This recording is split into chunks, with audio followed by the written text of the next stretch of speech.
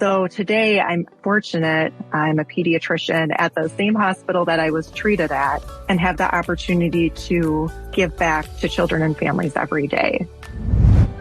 Really, the rest is history. I came back to do my training at the same hospital that I was treated at and have been there ever since over the past decade.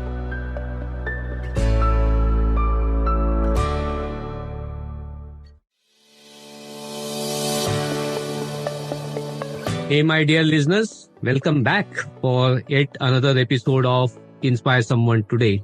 We all have heard about life coming to a full circle, and we couldn't have a better person than the guest that we are joined today to talk about what life means of coming a full circle.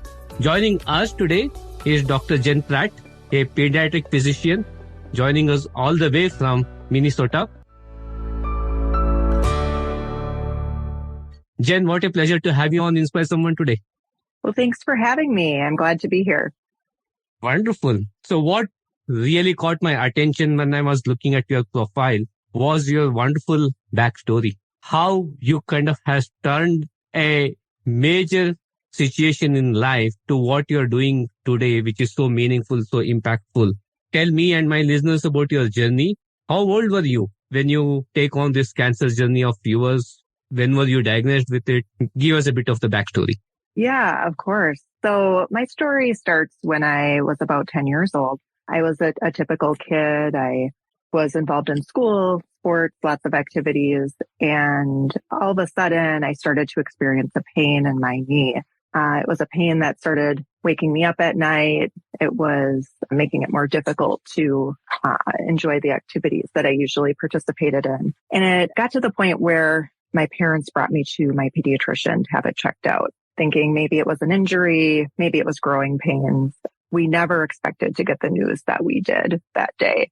I think anybody knows who's been through an illness like cancer or a serious medical condition knows that things can change overnight so quickly. So at that doctor's appointment, they did an x-ray of my leg and discovered a bone tumor right around my knee. So over the next week, we were meeting with lots of doctors, undergoing lots of tests and scans. And ultimately, I was diagnosed with a form of bone cancer called osteosarcoma. This is a more rare cancer for children, but it is one of the more common bone cancers that we see in young people.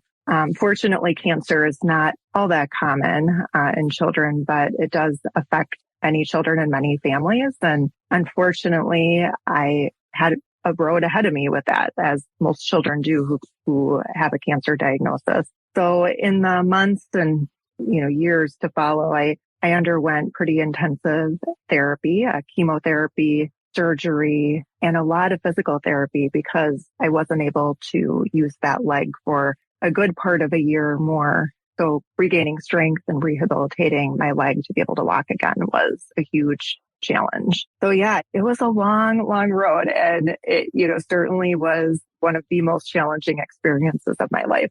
I can imagine that. And it takes a lot of courage to kind of come out open, talk about it day in, day out. Does it pain you, hurt you even today when you talk about it, or does it come from a point of strength that it makes you stronger each time you talk about it? Yeah, that's a great question. I know it seems kind of weird to say this, but looking back, I'm really grateful for having that experience in my life because it has really focused my life's work in a way that's been so meaningful. And it's allowed me to take, what was a really challenging situation, but also allow me to see the kindness and the support and the power of that community around me, whether it be my healthcare providers, friends, family, or just even so many people I didn't know that came together to support me through that journey. So today I'm fortunate. I'm a pediatrician at the same hospital that I was treated at and have the opportunity to give back to children and families every day that are going through serious medical conditions. So in a way, there's parts of that experience that looking back were so challenging. It can be kind of hard to talk about, but it also gives me so much joy to know that I can be there in a really unique way for families today. It sounds so surreal. The place where you got treated, you go back there at the same place to treat hundreds of kids from there on. And along the way, I read somewhere that at the end of each chemotherapy session that you had this goal of going back there as a doctor to treat. How did this all happen? How did this thought process come to you? Yes. Well, like I said, so I had just this amazing team of doctors and nurses, child life specialists. Everyone at the hospital made it such a positive environment, encouraging environment, that it was just so inspiring to go on this journey, especially next to other children that I've had become friends with along the way who are also battling cancer, and see that I now had these insights that I could connect with children and families on a different level. And after completing my treatment, I knew I wanted to come back. So shortly thereafter, I was involved in a peer-to-peer support program where I was mentoring cancer patients into my teenage years, and set my sights on medical school shortly thereafter. And really the rest is history. I came back to do my training at the same hospital that I was treated at, and have been there ever since over the past decade, working as a pediatric hospitalist for children at Children's Minnesota. This is epic, right? These are the stuff that dreams are made of. You should definitely kind of making a movie out of this. Feel fortunate, have survived my experience, and have lived to be able to help others. I mean, it's been wonderful. It's really a privilege. That's awesome. Along the way, I did mention about making of a movie, and that movie did have some attraction towards you, which was in the form of Disney World. Tell us the connection between the visit to Disney World, your treatment, and where you are today in this whole journey called Make-A-Wish. Of course, yes. So when I was going through treatment, I spent a lot of time in the hospital. So one of the things that was comforting to me, was a nice distraction, were Disney animated films and drawing Disney characters.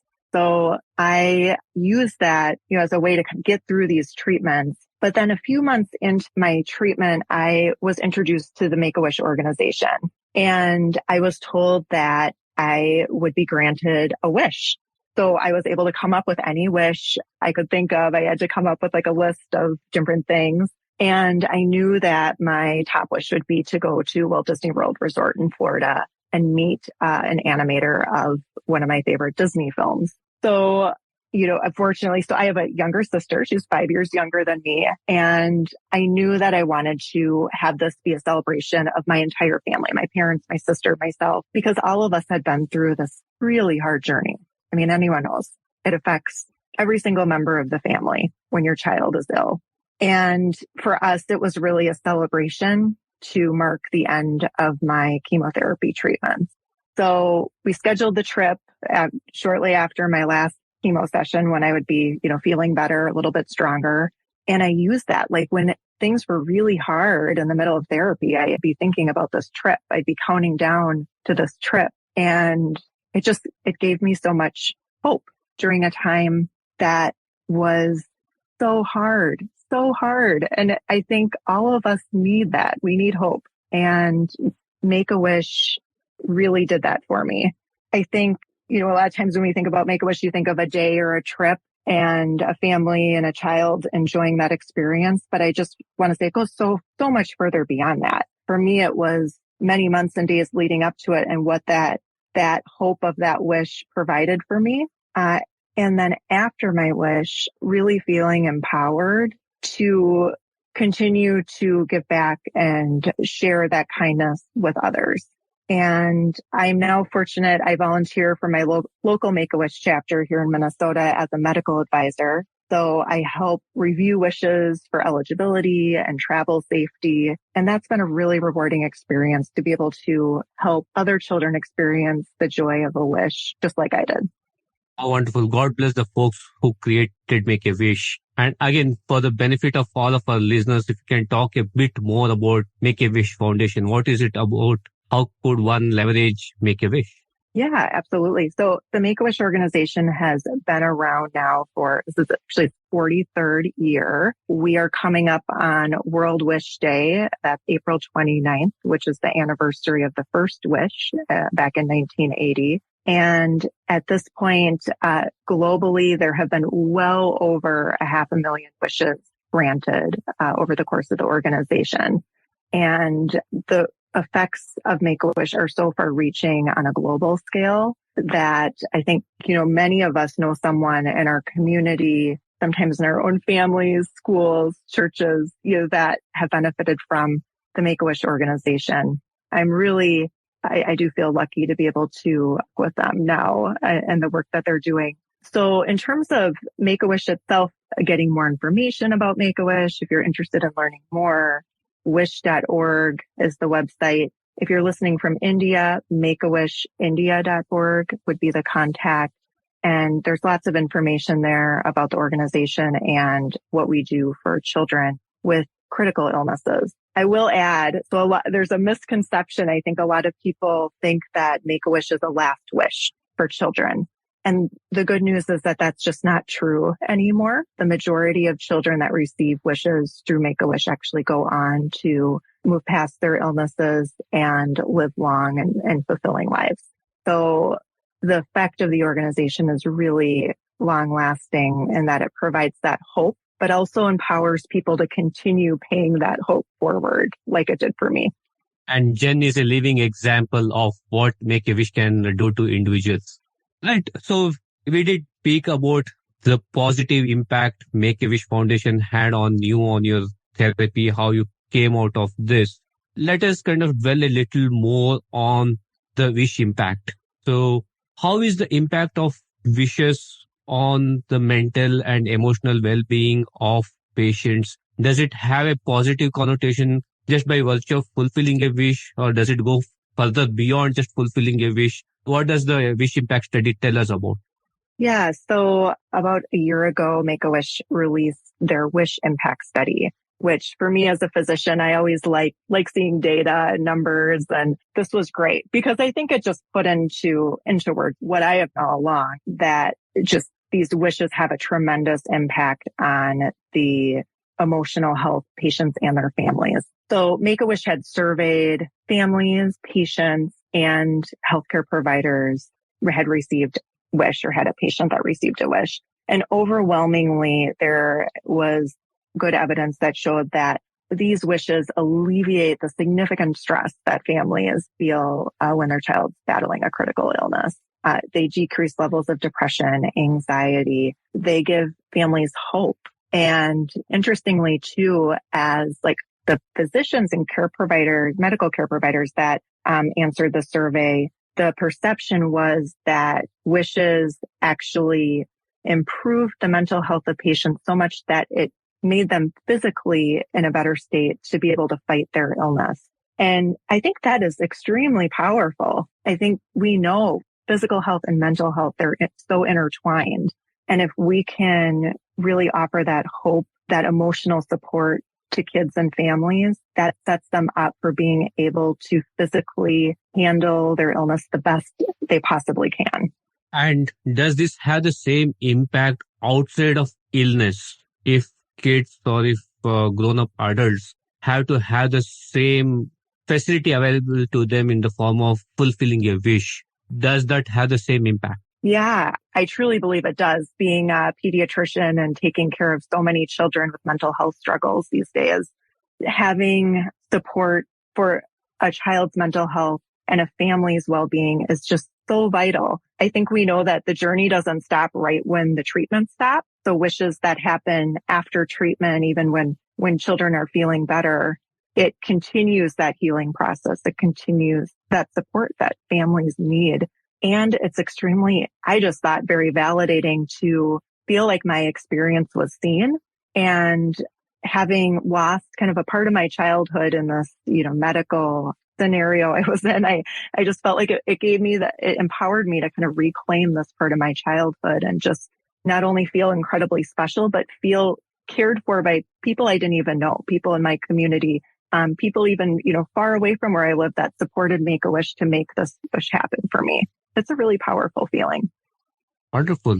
So we are talking to Dr. Jen, who is a cancer survivor whose life has come a 360-degree full circle from a place where she got treated to a place where she is treating a lot of kids is a wonderful story of hope, positivity, and giving back. So continuing our conversation, Jen, positive outlooks to positive outcomes, right? As a child, did you even recognize what was happening around you? What was the emotional state? And how did this entire experience channelize you to have that kind of a positive outlook? And similarly, taking it to a broader angle, does these positive experiences as individuals will go through, would it have positive impact on their health? So I'd say, day in and day out, for me, life was filled with a lot of challenges while I was going through my treatment. I was 11 years old, kind of in the thick of it, and I knew very well everything that was going on, and I knew that what was happening was serious. But for me, there was no option aside from being positive and continuing to push forward day after day. One thing that was just really, really important to me was just taking that mindset of tackling one day at a time. And if one day at a time, we're going to get through this, and then it's going to be the next day, and then we'll get through that. So having that, wish to look forward to kind of on the horizon, it gave me this overarching hope between these daily struggles of therapies and feeling sick and having to go through the stresses of, getting test results back and being readmitted to the hospital. And I think just having that wish waiting in the future, just gave me something to keep moving forward for. And I think once you felt the effects of that type of powerful wish, it just, to me, it just felt like there was nothing, to question. I needed to move forward and provide something like that for someone else. There was no question to me that was going to be my life's work at that moment. And in your current role today as a doctor, when you come across multitude of kids going through this circumstance of life and death, I'm sure there are instances where they lose hope, they're in despair. How do you tackle this kind of a situation? What do you communicate with the kids to think positively? Right. I think what's really important to me is talking to a child at their level, communicating to them, not just to their parents, to really find out what are they scared about? What is hard for them right now? Trying to understand kind of at a deeper level what they're feeling and what they're going through. I can help address that. I can help alleviate concerns, answer questions, and hopefully provide some kindness, some support. And sometimes, something as little as like telling a joke, having something that brings a little bit of lightness to the situation too. Because I think we all know a critical illness, a cancer diagnosis, these things are heavy, they're serious, but these are families, they're children. Like we also, need to provide sometimes those distractions and those positive encounters to help lighten the load that they're carrying day after day. What's the funny thing that Dr. Jen has done to get a smile on the kid's face? I think coming up with like the daily, knock knock joke is always, a fan favorite. So, I think asking a child like, hey, today, why don't you, draw a picture and then we're going to come back. I want to see what you did, what you were able to do today. You're doing this art project. Or we have a hospital bingo where they broadcast it through the hospital so children can play from their hospital beds. And they can win prizes. It's a really fun day. And so we'll check back in and be like, what did you win at bingo today? And just connecting with them on a level that you're acknowledging, what's positive, what's fun right now, what gives them light, and trying to, really feed off of that.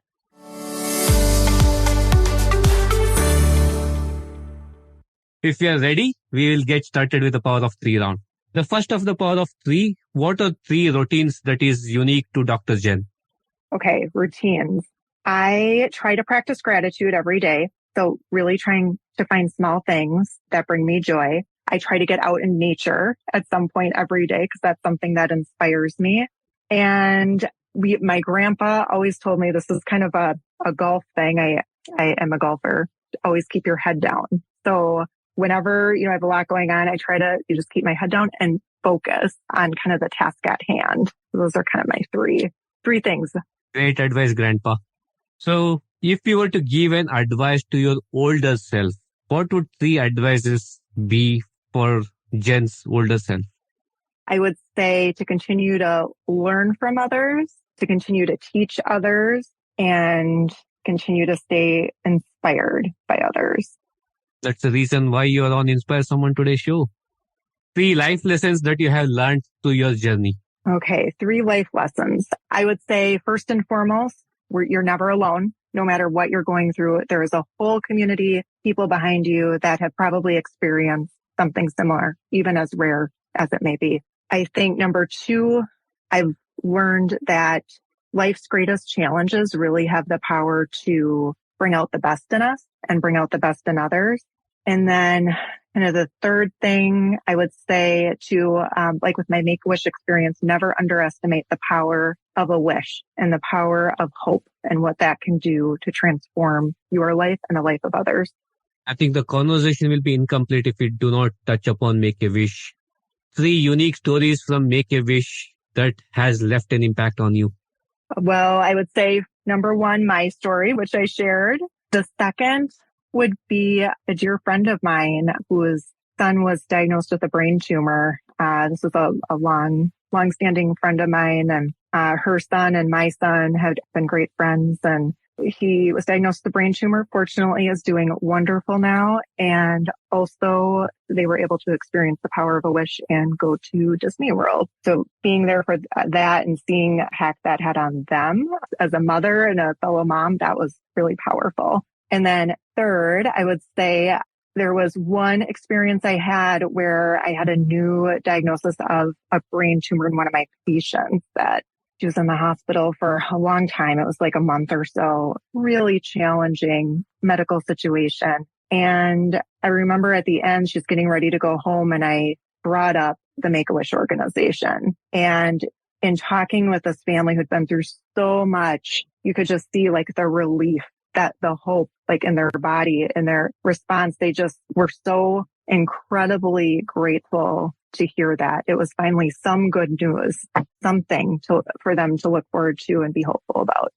Jen, I'm sure you had lots of life lessons along your journey. If you were to pick three life lessons to share with our listeners, what would those three be? Three life lessons. Oh, I think what we had gone over. So just reaching out to people for help if you need help. There's so many people out there that are ready to support you, to find joy in the little things and to practice gratitude, because there's always something to be grateful for, always. And the last of power of three round, what are three things on Jen's bucket list? Well, I think like so many of us who haven't had the chance to travel over the last couple of years, mine are mostly travel bucket list destinations. So looking at doing a trip to Iceland, traveling to Paris over the next year, and then New Zealand is also on my list of places to see. So much to explore in so little time. But I think the more we can get out there and do things that make us happy and bring us joy, the better. True that.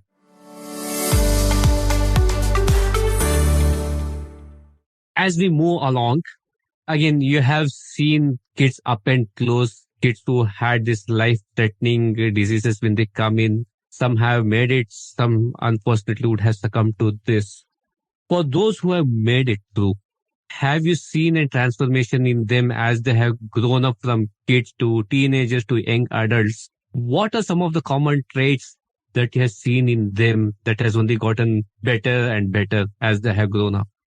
Yeah. So I often encounter families and children that at some point in their life have received a wish. It may have been many years ago. And what I find is if you mention like, hey, tell me about your Make-A-Wish and tell me about what you experienced, you see people's faces just light up talking about it. I think the memories of a wish are also super powerful.